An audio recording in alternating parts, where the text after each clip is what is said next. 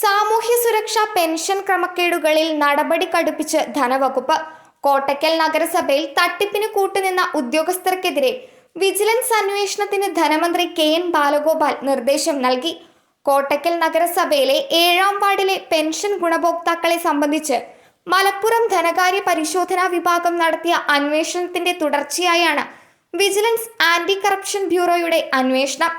ക്ഷേമ പെൻഷൻ അർഹത സംബന്ധിച്ച് അന്വേഷണം നടത്തിയ ഉദ്യോഗസ്ഥർ, വരുമാന സർട്ടിഫിക്കറ്റ് അനുവദിച്ച റവന്യൂ ഉദ്യോഗസ്ഥർ, പെൻഷൻ അനുവദിച്ചു നൽകിയ ഉദ്യോഗസ്ഥർ എന്നിവർക്കെതിരെ വിജിലൻസ് അന്വേഷണത്തിന് നടപടി സ്വീകരിക്കാൻ ഭരണവകുപ്പുകൾക്കാണ് നിർദ്ദേശം ലഭിച്ചത്.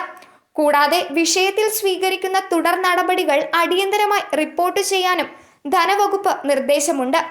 കുറ്റക്കാരായ ഉദ്യോഗസ്ഥർക്കെതിരെയുള്ള അന്വേഷണ പുരോഗതി ഓരോ മാസവും വിലയിരുത്തണമെന്നും വകുപ്പ് നിർദ്ദേശിക്കുന്നു.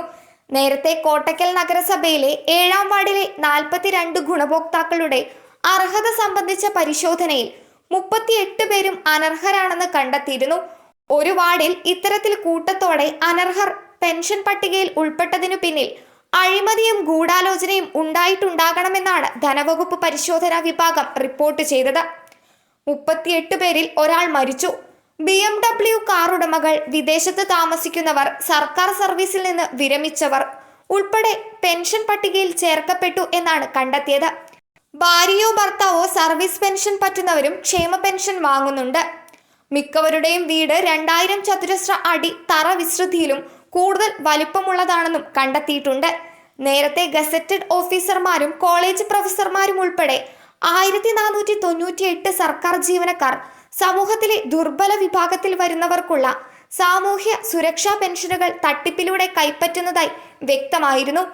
അർഹരായവർക്ക് മാത്രമേ പെൻഷൻ ലഭിക്കുന്നുള്ളൂവെന്ന് ധനവകുപ്പിന്റെ നിർദ്ദേശത്തെ തുടർന്ന് ഇൻഫർമേഷൻ കേരള മിഷൻ നടത്തിയ ഓഡിറ്റിംഗിലാണ് ക്രമക്കേട് പുറത്തായത്.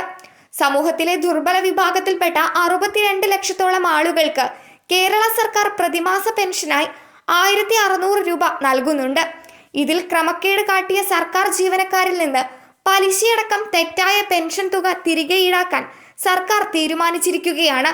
കൂടാതെ ഉൾപ്പെട്ടവർക്കെതിരെ കർശനമായ അച്ചടക്ക നടപടി സ്വീകരിക്കാൻ ധനമന്ത്രി കെ.എൻ. ബാലഗോപാൽ ഉത്തരവിട്ടു. News desk മലയാളാക്ഷരം.